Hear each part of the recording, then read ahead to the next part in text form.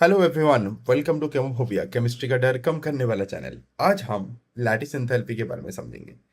Last class में हमने basics सीखा था, आयनिक बॉन्ड क्या है और आयनिक बॉन्ड का स्ट्रेंथ कौन कौन से फैक्टर पे डिपेंडेंट है।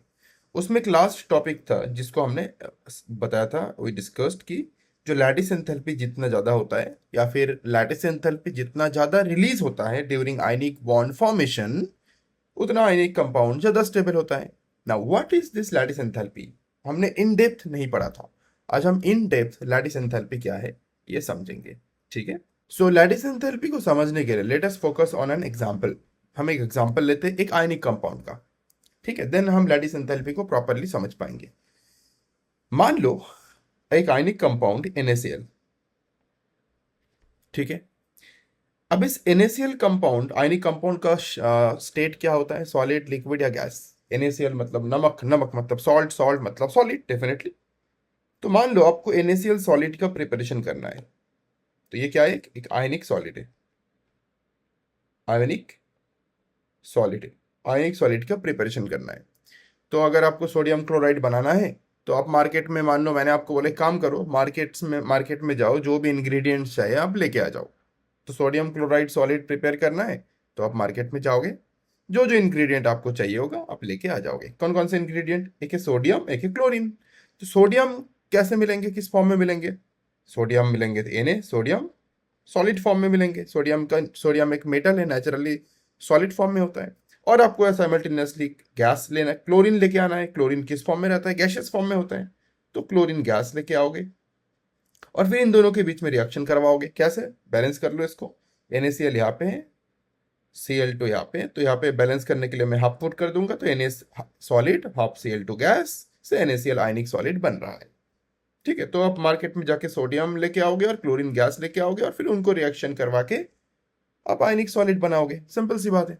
तो अभी इसमें लैटिस एंथैल्पी कहाँ इन्वॉल्व है, तो उसको समझने के लिए हमें दो चार स्टेप्स करने पड़ेंगे। क्योंकि अगर आपको याद होगा, लैटिस एंथैल्पी था क्या? लैटिस एंथैल्पी था जो मेटल कैटायन, क्योंकि मेटल से कैटायन बनता है, नॉन मेटेलिक एनायन, इनके बीच में जब इलेक्ट्रोस्टैटिक अट्रैक्शन होता है तो ये पास आते हैं। पास आके क्या होता है? They make ionic compound. इस प्रोसेस के दौरान जो एनर्जी का एमिशन होता है, उसी एनर्जी एमिशन को हम क्या कहते हैं? Lattice enthalpy. मतलब हमें एटम नहीं, मेटल नॉन मेटल नहीं, हम मेटल से कैटायन फॉर्म करना है, नॉन मेटल से एनायन फॉर्म करना है, फिर उनके कॉम्बिनेशन से जो आयनिक कंपाउंड फॉर्म होगा, उस प्रोसेस में जो एनर्जी का एमिशन होगा उसको लैटिस एंथैल्पी बोलेंगे। So we have to make cation from metal and anion from non metal. मतलब हमें सोडियम जो कि मेटल है इससे कैटायन बनाना है, क्लोरीन जो कि गैस है इससे एनायन बनाना है। ठीक है। तो एक बात बताओ सबसे पहले, क्या हम सॉलिड स्टेट पे, समझना अच्छे से, बड़ा इंटरेस्टिंग क्वेश्चन पूछ रहा हूं, क्या हम जब सोडियम सॉलिड स्टेट पे है, क्या हम इसको एनर्जी देंगे तो सोडियम अपना एक इलेक्ट्रॉन खो देगा? सोडियम अपना एक इलेक्ट्रॉन खो देगा? The answer is no. क्यों? अच्छा, आपको याद होगा किसी भी स्पीशीज से जब एक इलेक्ट्रॉन आपको निकालना होता है, उसके लिए जो एनर्जी आप सप्लाई करते हो उसको आयनाइजेशन एंथैल्पी बोलते हो, याद है ना? और जब भी किसी स्पीशीज में आप आयनाइजेशन एंथैल्पी देते हो, याद है वो तीन चीजें? That species must be in, पहला gaseous state, ground state, isolated state. सबसे पहली बात तो सोडियम ऑलरेडी आइसोलेटेड स्टेट पे है, अकेला है। ग्राउंड स्टेट पे पता नहीं, पर सोडियम सॉलिड स्टेट पे है, गैशियस स्टेट पे नहीं है। तो समहाउ पहले आपको सोडियम को थोड़ा एनर्जी सप्लाई करनी पड़ेगी। कैसे, कौन सी एनर्जी सप्लाई करोगे? मतलब सॉलिड से आपको सोडियम को गैशियस स्टेट पे लेके जाना पड़ेगा, तभी आप उसमें आयनाइजेशन एनर्जी दे पाओगे, क्योंकि आयनाइजेशन एंथैल्पी का डेफिनेशन में ही सब कुछ छुपा हुआ है। अब इसी को लॉजिकली समझो। अगर बोलोगे नहीं नहीं सर, हम ना सॉलिड स्टेट पे ही सोडियम से इलेक्ट्रॉन को निकालना चाहेंगे, सॉलिड स्टेट से ही आयनाइज करना चाहेंगे, ये प्रैक्टिकली इंपॉसिबल है। क्यों? अगर आप सॉलिड सोडियम पे एनर्जी सप्लाई करोगे तो होगा क्या? सॉलिड सोडियम पहले इलेक्ट्रॉन नहीं छोड़ेगा। सॉलिड बोलेगा मैं सॉलिड हूं। जैसे आइस है आपके पास, आइस को अगर एनर्जी दोगे तो आइस पहले मेल्ट होगा, फिर वेपर फॉर्म में जाएगा, फिर मे बी जो वाटर मॉलिक्यूल से उनके बॉन्ड टूटे, फिर मान लो उनसे इलेक्ट्रॉन बाहर जाए।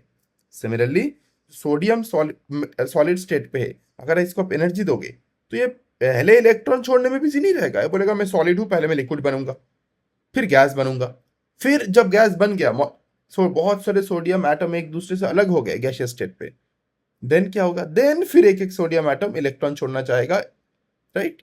तो इसीलिए हमें सॉलिड सोडियम से पहले गैसियस स्टेट पे लेके जाना पड़ेगा। इस स्टेट को हम बोलते हैं स्टेप को सब्लिमेशन। ऑलराइट, तो हम सब्लिमेशन करेंगे, सोडियम को गैसियस स्टेट पे लेके जाएंगे। तो ये आप देखो, सोडियम जो है गैसियस, ग्राउंड और आइसोलेटेड तीनों स्टेट पे है। इसमें आ जाओ, ये जो क्लोरीन है, सबसे पहली बात तो क्लोरीन एटम नहीं है, क्लोरीन मॉलिक्यूल है। हाँ, बैलेंस करने के लिए उसमें हमने हाफ मोल दिया था, half is the mole, okay. तो जो ये क्लोरीन मॉलिक्यूल है, ये जो क्लोरीन मॉलिक्यूल है, पहली बात तो हमें इसको गैसियस स्टेट पे है, हाँ एब्सोल्युटली। क्या ये आइसोलेटेड है? नहीं, क्लोरीन एटम आइसोलेटेड नहीं है, क्लोरीन मॉलिक्यूल बन के। तो मतलब मुझे क्या करना है, ये जो हाफ Cl2 है, इस हाफ Cl2 दिखता कैसा है? हाफ Cl2 दिखता है ऐसा, Cl सिंगल बॉन्ड Cl, ये Cl2 दिखता है ऐसा। इसका हाफ लेंगे तो बेसिकली बैलेंस करने के लिए हमने हाफ लिया, ठीक है। तो एक Cl2 में दो क्लोरीन एटम, तो हाफ Cl2 में एक क्लोरीन एटम। तो बेसिकली यहाँ पे आपको पहले इस बॉन्ड को ब्रेक करना पड़ेगा, और ब्रेक करने के बाद, इस बॉन्ड को ब्रेक करने के बाद यहाँ पे तो बॉन्ड डिसोसिएशन करोगे, ठीक है, बॉन्ड डिसोसिएशन आप करोगे, just give me a second. तब जाके यहाँ पे दो क्लोरीन की जगह पे एक क्लोरीन आ जाएगा। आप बोलोगे सर पहले से एक ही तो क्लोरीन था, क्योंकि एक Cl2 मतलब दो क्लोरीन, हाफ Cl2 मतलब एक क्लोरीन। हाँ, एक क्लोरीन था, वो बैलेंस्ड इक्वेशन के फॉर्म में था, पर यहाँ पे जो मॉलिक्यूल था इट वाज Cl2, जिसमें बॉन्ड प्रेजेंट है, Cl सिंगल बॉन्ड Cl।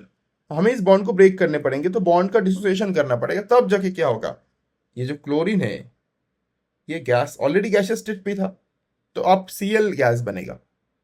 अब देखो, क्लोरीन भी क्या हो गया, गैसियस तो था ऑलरेडी पहले से ही, ग्राउंड भी है, आइसोलेटेड मतलब अकेला भी है। ये पहले आइसोलेटेड नहीं था और ये पहले गैसियस नहीं था, तो हमने दोनों को ग्राउंड गैसियस आइसोलेटेड मिला लिए।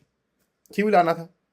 अब मैं क्या करूंगा, ये सोडियम गैस से अब मैं एनर्जी दूंगा, कितने एनर्जी, आयनाइजेशन एनर्जी 1 में सप्लाई करूंगा। जब भी मैं आयनाइजेशन एनर्जी 1 सप्लाई करूंगा, 1 क्यों, क्योंकि पहला इलेक्ट्रॉन मुझे निकालना है, I will be getting Na plus gas. इसी को आयनाइजेशन एंथैल्पी बोलते हैं ना। कोई एक स्पीशीज ग्राउंड गैसियस और आइसोलेटेड स्टेट पे है, उससे एक इलेक्ट्रॉन निकालने के लिए जितनी एनर्जी दोगे उसको I1 बोलते हैं। जैसे मेटल से हमने कैटायन बना लिया, तो नॉन मेटल से हमें एनायन बनाना होगा।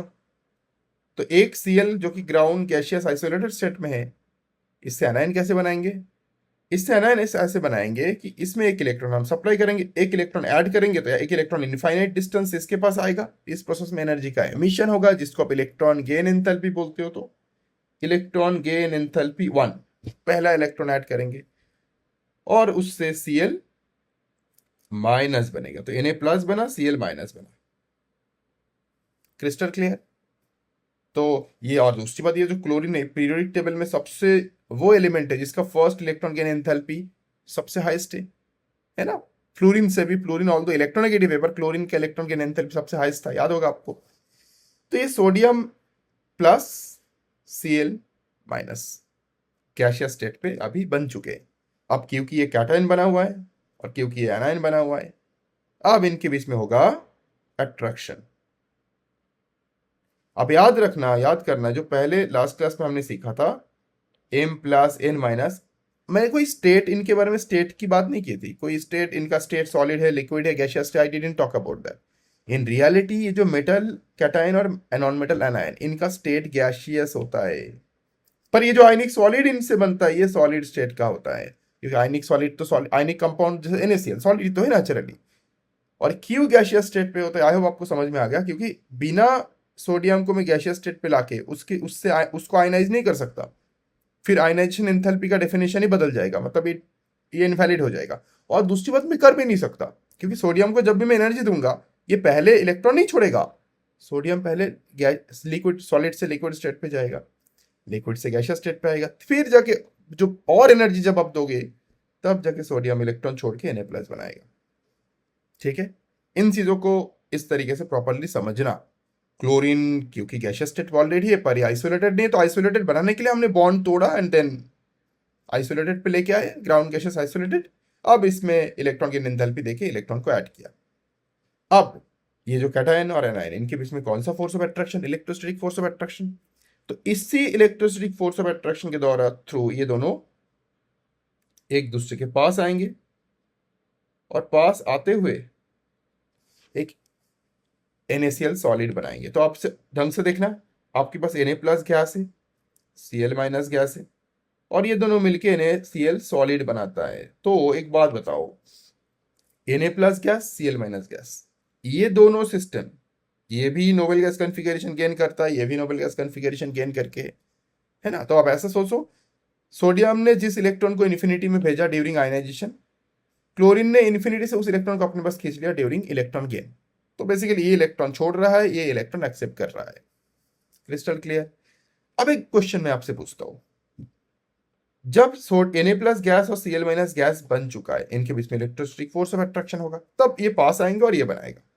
तो मान सकते हैं ना हम कि ये जो है इनिशियल स्टेट है, मतलब जुड़ने से पहले वाला स्टेट है, और जुड़ने के बाद वाला स्टेट है, मतलब फाइनल स्टेट है ये। एक बात बताओ, नेचुरली सोच समझ के बताना, NaCl सॉलिड ज्यादा स्टेबल है या Na प्लस गैस और Cl माइनस गैस ज्यादा स्टेबल? याद रखना, सोडियम नेचुरली एक सॉलिड मेटल होता है। हाँ, सॉलिड NaCl ज्यादा स्टेबल होता है। मतलब आप, अगर मैं आपसे ऐसा पूछूं कि नेचर में कौन सा देखने को मिलता है, जो स्टेबल है उसी को देखने को मिलता है, तो ये देखने को मिलता है या फिर ये देखने को मिलता है? डेफिनेटली आप बोलोगे NaCl सॉलिड। नमक हम तो खाते पीते रहते हैं, नमक देखने को मिलता है। मतलब मैं ऐसा बोल सकता हूं ना, जो NaCl सॉलिड है, it is more stable than this two system, NaCl, Na plus gas और Cl minus gas. So let us just यहाँ पे, ये कंपेरेटिवली ये दोनों सिस्टम लेस स्टेबल है। ठीक है, कंपेरेटिवली दोनों सिस्टम लेस स्टेबल है। थोड़ा सा just give me a second, less stable है। All right. फिर अगर ये ज्यादा स्टेबल है तो इसकी एनर्जी क्या होगा? कम होगा। और लेस स्टेबल है तो इसकी एनर्जी क्या होगा? ज्यादा होगा। अगर इसका एनर्जी ज्यादा है, कब? ज्वाइन होने से पहले, अट्रैक्ट होने से पहले, और बाद में एनर्जी अगर कम है, तो इस पूरे प्रोसेस में एनर्जी का एब्जॉर्प्शन होगा, एनर्जी का एमिशन होगा। इस पूरे प्रोसेस में एनर्जी का एब्जॉर्प्शन होगा या एनर्जी का एमिशन होगा, क्योंकि पहले इनके पास ज्यादा एनर्जी था क्योंकि ये कम स्टेबल थे। अभी बाद में इनका एनर्जी कम होगा क्योंकि स्टेबल ज्यादा हो गए। तो ज्यादा एनर्जी से कम एनर्जी में जाना है तो एनर्जी का एमिशन होगा। तो इस प्रोसेस के दौरान जो एनर्जी का एमिशन होता है, जो मैंने आपको पहले बता चुका था, उस एनर्जी को हम बोलते हैं लैटिस एनर्जी। ठीक है। तो पहले बस इन जनरल इतना बताया था, कैटायन एनायन के जुड़ने से जो एनर्जी एमिशन होता है उसको लैटिस एंथैल्पी बोलते हैं, लैटिस एनर्जी बोलते हैं। पर इसको और बेटर तरीके से अगर आप समझोगे, गैशियस कैटायन और गैशियस एनायन के जुड़ने के दौरान जो एनर्जी एमिशन होता है उसी को हम लैटिस एंथैल्पी बोलते हैं। सो let us right this definition. The amount of energy emitted when gaseous cation and gaseous anion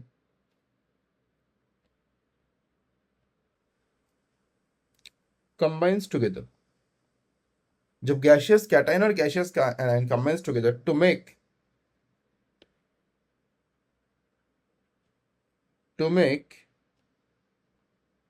an ionic solid, एक आयनिक सॉलिड बनाने के लिए बनाता है गैशियस कैटायन और गैशियस एनायन जुड़ के। ठीक है। इस कॉल्ड, उस एनर्जी एमिशन, जितने एनर्जी एमिशन होता है उसी एनर्जी को हम बोलते हैं लैटिस एंथैल्पी। आई होप अभी आपको क्रिस्टल क्लैरिटी पूरा 100% मिला होगा कि एग्जैक्टली लैटिस एंथैल्पी क्या है। यही है जो है, यही है, और कोई एडिटिंग नहीं होगी। ठीक है। This is called the lattice enthalpy. अब हम चाहेंगे अब जितना ज्यादा एनर्जी का एमिशन होगा, मतलब उतना क्या होगा?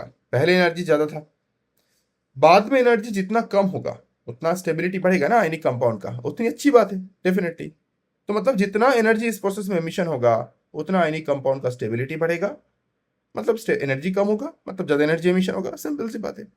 तो इसलिए लैटिस एंथैल्पी जितना ज़्यादा होता है मतलब लैटिस एंथैल्पी जितना ज़्यादा नेगेटिव होता है, मतलब जितनी एनर्जी एमिशन होता है इस प्रोसेस के दौरान, उस उतना ज़्यादा आयनिक कंपाउंड का स्टेबिलिटी बढ़ता है, सिंपल सी बात। ओके, अब हम इस लैटिस एंथैल्पी को निकालना सीखेंगे। देखो दो मेथड है, पहला बॉर्न लेंड इक्वेशन के थ्रू, दूसरा बॉर्न हिवर साइकिल के through. Born Haber cycle actually हम थर्मोडाइनमिक्स में इसका पढ़ेंगे, रेफरेंस थर्मोडाइनमिक्स। थर्मोडाइनमिक्स में हम बॉर्न हिवर साइकिल को इन डेप्थ स्टडी करेंगे, पर बॉर्न लेंड इक्वेशन को अभी पढ़ेंगे, क्योंकि बॉर्न हिवर साइकिल पढ़ने के लिए हमें एंथैल्पी चेंज का, स्टेट फंक्शन का, पाथ फंक्शन का आइडिया होना चाहिए थोड़ा बहुत, जो अभी आपने नहीं सीखा है। ठीक है, तो बॉर्न लेंड इक्वेशंस अभी पढ़ लेंगे, बॉर्न हिवर साइकिल थर्मोडाइनमिक्स में हम पढ़ेंगे। ऑलराइट, तो इस चैप्टर में इस बॉर्न हिवर साइकिल से क्वेश्चन भी नहीं आएंगे, थर्मोडाइनमिक्स में ही है प्रॉपरली प्रेजेंट। तो moving to Born Lande equation, जो कि डायरेक्ट मेथड है। अभी मैं डायरेक्ट मेथड क्यों बोल रहा हूँ इसको? डायरेक्ट मेथड मतलब एक सिंपली फॉर्मूला है जिससे आप लैटिस एंथैल्पी को निकाल पाते हो। इनडायरेक्ट मतलब सिंपल फॉर्मूले से नहीं, घुमा फिरा के निकालना होता है थोड़ा सा, विल डिस्कस लेटर ऑन। पर पहले हम डायरेक्ट मेथड मतलब सिंपल फॉर्मूला से हम निकाल लेंगे इसको। तो बॉर्न लेंड इक्वेशन क्या है? आप बॉर्न लेंड इक्वेशन कहाँ से आता है इसका प्रूफ आपके सिलेबस में नहीं है, it's too much complicated. Okay, derivation. So final equation ही आपको चाहिए। So according to Born Lande equation, जो लैटिस एंथैल्पी है, लैटिस एंथैल्पी को आप अलग अलग तरीके से रिप्रेजेंट कर सकते हो। जैसे लैटिस एंथैल्पी को आप यू देके रिप्रेजेंट कर सकते हो, या फिर कभी कभी डेल्टा एच लैटिस एंथैल्पी से भी रिप्रेजेंट कर सकते हो। जो भी जिससे भी करो लैटिस एंथैल्पी, क्योंकि पॉजिटिव या नेगेटिव होता है, लैटिस एंथैल्पी नेगेटिव होता है तो नेगेटिव साइन देंगे हम। यहाँ पे आएगा सबसे पहले एन ए मतलब एवोगाड्रो नंबर, एम, एम को एक कांस्टेंट बोलते हैं, मेडलैंग कांस्टेंट बोलते हैं इसको हम। जेड प्लस मतलब कैटायन का चार्ज, जेड माइनस एनायन का चार्ज स्क्वायर इलेक्ट्रॉन का charge divided by R zero, R zero के बारे में डिस्कस करेंगे, multiply by 1 - 1 divided by N. तो ये जो पूरा का पूरा इक्वेशन है, इस इक्वेशन को हम बोलते हैं बॉर्न लेंड इक्वेशन। ठीक है, तो एक एक करके सबके बारे में डिस्कशन कर लेते हैं। जेड प्लस क्या है, जेड माइनस क्या है, ई क्या है, आर जीरो क्या है, एन क्या है। Starting with this N A, N A को हम बोलते हैं अवोगाड्रो नंबर। ठीक है, 6.022 इंटू 10⁻23, अब सबको पता है। एम को हम बोलते हैं मेडलैंग कांस्टेंट। अभी मेडलैंग कांस्टेंट क्या है, इसका वैल्यू क्वेश्चन में दिया होता है, आपको इसके डीप में नहीं जाना है, सिलेबस में है भी नहीं। जेड प्लस क्या है? जेड प्लस है charge of cation, charge of cation. Z minus क्या है? Charge of anion. ई क्या है? Charge of electron, charge of electron. N क्या है? एन को हम बोलते हैं बॉर्न एक्सपोनेंट, इसका वैल्यू भी दिया होता है, इसको बोलते हैं बॉर्न एक्सपोनेंट। आर नॉट क्या है? आर नॉट बेसिकली आपका R naught basically radius of cation plus radius of anion का समीशन होता है। आर नॉट का मतलब, आर जीरो का मतलब होता है कैटायन का रेडियस, जो कैटायन मतलब जैसे यहाँ पे Na प्लस का रेडियस और Cl माइनस का रेडियस का समीशन। रेडियस मतलब न्यूक्लियस से आउटर मोस्ट शेल का डिस्टेंस उस कैटायन का और एनायन का। तो this is how the whole thing works. Okay, इस फॉर्मूला से आप लैटिस एंथैल्पी निकाल पाओगे। So now let me simplify it, क्योंकि इतना लंबा इक्वेशन हमारे किसी काम के नहीं है। ठीक है, हम इसको सिंप्लीफाई करेंगे। ऑलराइट, सो इसी को अगर हम प्रॉपरली लिखेंगे तो देखो दो तीन चीजें हैं। एक है जेड प्लस मतलब charge of cation, charge of anion, size of cation, size of anion, मतलब यहाँ पे आर नॉट। तो ये जो है, यही चीजें जो वैरी करेगा। मेडलैंग कांस्टेंट अभी के लिए कांस्टेंट मान लेते हैं, सो ये इसका वैल्यू फिक्स है, चार्ज ऑफ इलेक्ट्रॉन फिक्स है। एक सर्टेन सिस्टम के लिए n का वैल्यू भी, सर्टेन टाइप ऑफ सिस्टम के लिए बॉर्न एक्सपोनेंट का वैल्यू भी सेम। तो मेनली जो वैरी करने वाला पोर्शन है जो कि ये है, तो हम ऐसा लिख सकते हैं कि बाकी सारी चीजें कांस्टेंट है, तो हम लैटिस एंथैल्पी U, या फिर ऐसा बोलो delta H lattice enthalpy LE is proportional to, negative sign को भी आप हटा दो क्योंकि ये सारे इसके साथ ही आ गए, ठीक है। तो बचा क्या, Z plus Z minus by R naught. अब चाहो तो नेगेटिव रख भी सकते हो क्योंकि लैटिस एंथैल्पी नेगेटिव भी होता है, नेगेटिव रहने दिया, Z plus Z minus divided by R naught. तो एक लैट किसी भी आयनिक कंपाउंड का जो लैटिस एंथैल्पी वो दो चीजों पे डिपेंडेंट है, पहला इसके ऊपर, दूसरा आर नॉट के ऊपर। तो देखो इसमें दो केसेस आप बना सकते हो। पहला केसेस,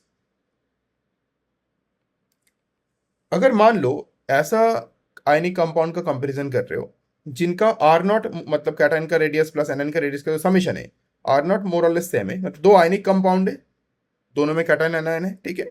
दोनों आयनिक कंपाउंड का जो आर नॉट वैल्यू है सेम है। जैसे एक आयनिक कंपाउंड आपने NaCl लिया, दूसरा मान लो आपने एग्जाम्पल के तौर पर KCl लिया, तो NaCl का आर नॉट और KCl का आर नॉट ऑल दो सेम नहीं है, पर मान लेते अभी के लिए सिंपली, बस समझाने के लिए मैं क्या बोल रहा हूं, इसका आर नॉट इसका आर नॉट सेम है। तो अगर ये सेम है तो हम ये चेक करेंगे, और अगर ये सेम है तो हम ये चेक करेंगे। तो दो केस बनेगा, एक case one when R naught is constant, और दूसरा केस बनेगा when Z plus Z minus is constant.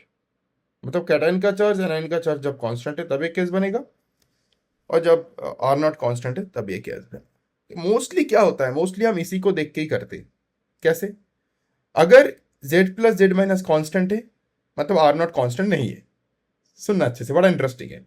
अगर ये कॉन्स्टेंट है, क्योंकि चार्जेस देखना बहुत ईजी पड़ता है हमारे लिए, Z plus Z minus constant है तो आर नॉट कॉन्स्टेंट नहीं है, तो इसको देख के आप लैटिस एंथैल्पी डिसाइड करोगे। और अगर Z plus Z minus different है मतलब आप मान लोगे आर नॉट कॉन्स्टेंट है सिंप्लिसिटी के लिए, मतलब चेकअप इसी को ही करोगे, इसी को चेक करके पूरा डिसाइड करोगे आप, ठीक है।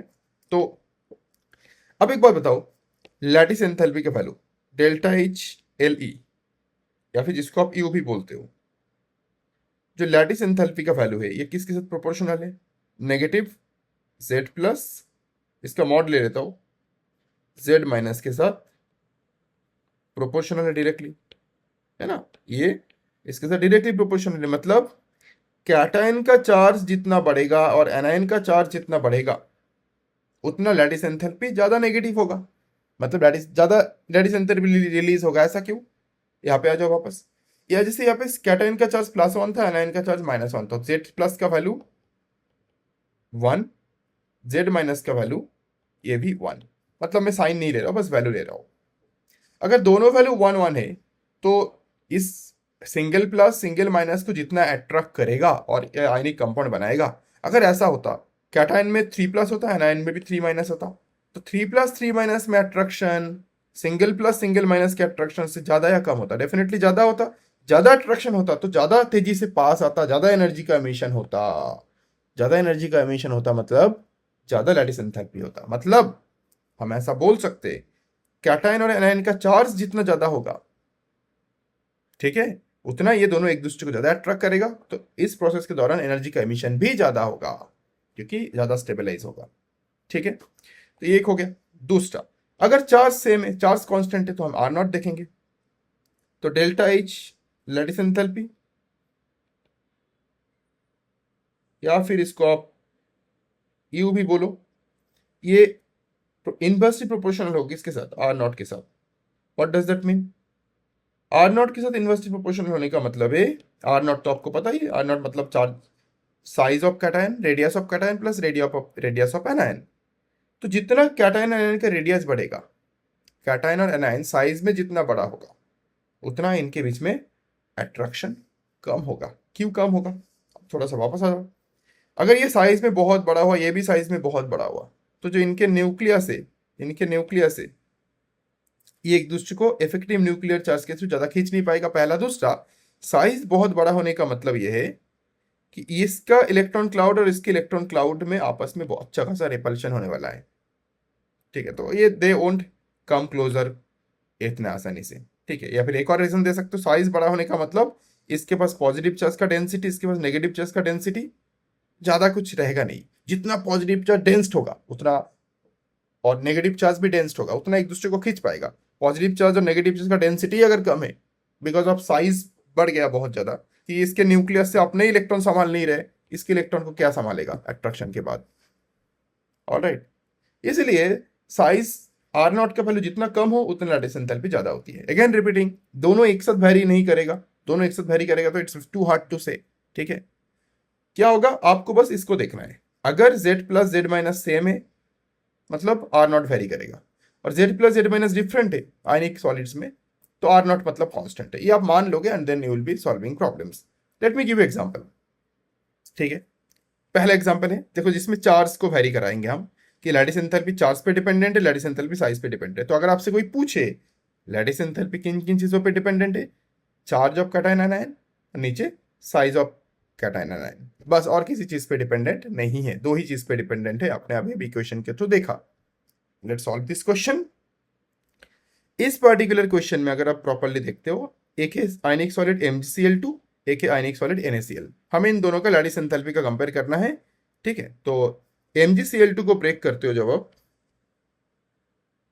MgCl2 को ब्रेक करने से आपको Mg2 प्लस मिलता है और 2 Cl माइनस मिलता है, और यहाँ पे NaCl को ब्रेक करने से आपको Na प्लस मिलता है और Cl माइनस मिलता है। ठीक है, ये दो आयनिक सॉलिड यहाँ पे इस तरीके से प्रेजेंट है। अब सबसे पहले हम इन दोनों का क्या देख लेते हैं। मैंने क्या बोला था, आप हमेशा यही चेक करो क्या है इसके साथ। यहाँ पे इस पर्टिकुलर केस में Z प्लस का वैल्यू कितना है एंड Z माइनस का वैल्यू कितना है, बताओ। Just give me a second, इसको प्रॉपरली लिखूं मैं। Z प्लस का वैल्यू कितना है, Z माइनस का वैल्यू कितना है। सिमिलरली इस केस में भी Z प्लस का वैल्यू कितना है, Z माइनस का वैल्यू कितना है। Z प्लस का वैल्यू,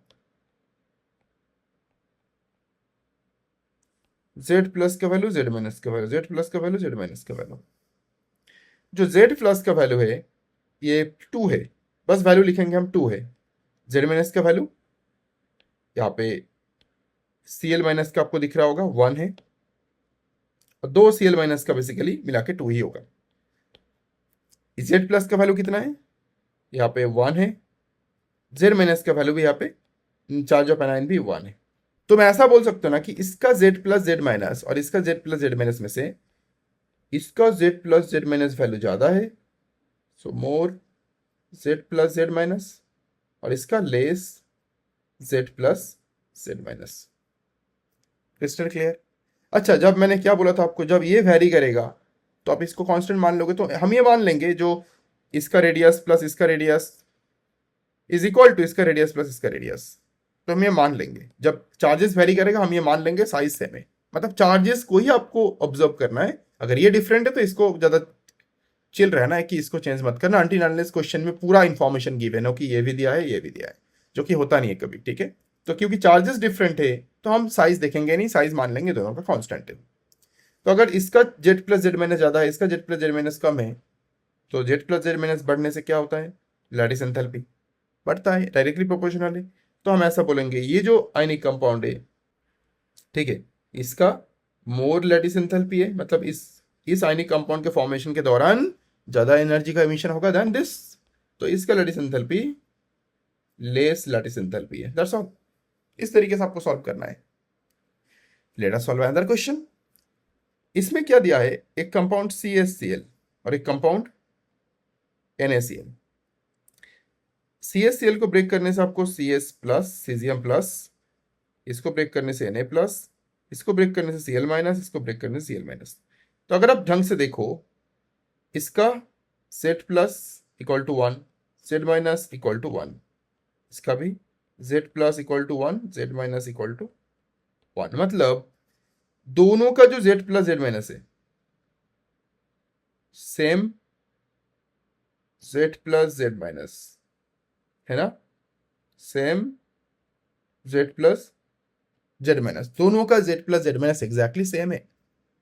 क्योंकि ये अब कांस्टेंट हो गया है तो हमें देखना किसको, आर नॉट को, मतलब कैटायन के रेडियस को प्लस एनायन के रेडियस के समेशन को, कैटायन के साइज और एनायन के साइज को। एक बात बताओ, इन दोनों में जो Cl माइनस का साइज है क्या है, एग्जैक्टली सेम है, तो डिफरेंस इन साइज कहाँ मिलेगा, सो सीजियम प्लस और Na प्लस में मिलेगा। अब आपको पता है पीरियोडिक प्रॉपर्टीज से, hydrogen, lithium, sodium, potassium, rubidium, caesium, ऊपर से नीचे आते हो, सोडियम और सीजियम को देखो, सोडियम प्लस सीजियम प्लस, ऊपर से नीचे आने से साइज बढ़ता है, तो कौन साइज में बढ़ा है, सीजियम प्लस।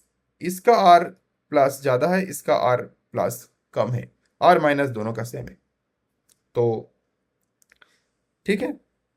तो इसका रेडियस साइज रेडियस बड़ा है, इसका रेडियस कम है, इन दोनों का रेडियस एग्जैक्टली सेम है। तो अगर सम करेंगे हम, इन दोनों का रेडियस का सम करेंगे हम, एनायन का रेडियस सेम है, कैटायन का रेडियस इसका ज्यादा है, तो समीशन ऑफ कैटायन का रेडियस प्लस एनायन का रेडियस इसका ज्यादा होगा, और कैटायन रेडियस एनायन रेडियस का समीशन इसका कम होगा। तो हम ऐसा बोलेंगे अब इस केस में और इस केस में, मोर आर नॉट और इसका less R naught. I hope clear है पूरा। क्योंकि जिसका आर नॉट ज्यादा होता है उसका लैटिस एंथैल्पी कम होता है, मतलब इसी से हम कंक्लूड करेंगे कि मोर आर नॉट मतलब लेस लैटिस एंथैल्पी का एमिशन होगा इसके फॉर्मेशन के दौरान, और इसमें मोर लैटिस एंथैल्पी का एमिशन होगा इसके फॉर्मेशन के दौरान। That's all. तो इस तरीके से आप क्वेश्चन सॉल्व करोगे, ठीक है।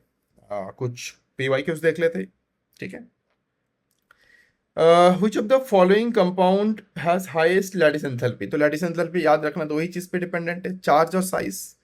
अगर आप सबको देखो, सबको ब्रेक करने से K plus F minus, Na plus F minus, caesium plus F minus, Rb plus F minus. देखो हर किसी का Z प्लस 1 है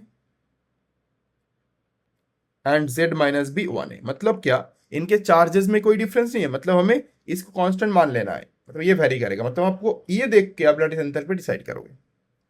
अब अगर ढंग से देखो तो इन सब में F माइनस कॉमन है, इन सब में F माइनस एग्जैक्टली कॉमन है, कोई डिफरेंस नहीं है इनमें।